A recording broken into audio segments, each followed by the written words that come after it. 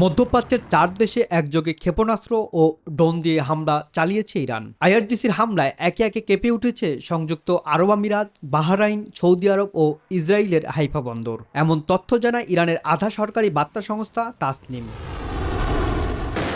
ইরানের ক্ষেপণাস্ত্রের হামলার লক্ষ্যবস্তুতে পরিণত হয় সংযুক্ত আরব আমিরাতের অ্যালুমিনিয়াম কারখানা। আইআরজিসি জানায় কারখানাটি মার্কিন সেনাবাহিনীর সামরিক শিল্পের পণ্য উৎপাদন করে। বিপ্লবী গার্ড বাহিনী বলেন তাদের ক্ষেপণাস্ত্রের আঘাতে কারখানাটি ব্যাপকভাবে ক্ষতিগ্রস্ত হয়।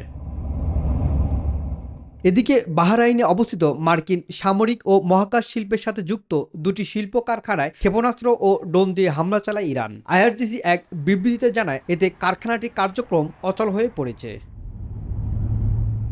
পাশাপাশি আইআরজিসি দাবি করেছে সৌদি আরবের আল খাস সামরিক ঘাঁটিতে যুক্তরাষ্ট্রের E-3 অ্যাওয়াক্স নজরদারি বিমান সম্পূর্ণ ধ্বংস করা হয়েছে। অন্যদিকে ইরানের ক্ষেপণাস্ত্র আঘাত এনেছে ইসরায়েলের হাইফা বন্দরে। ইসরায়েলি সংবাদ মাধ্যমগুলো জানায় তেহরানের ক্ষেপণাস্ত্রের হামলায় হাইফায় ব্যাপক ক্ষয়ক্ষতি হয়েছে। রনি আহমেদ, নিউজ 24।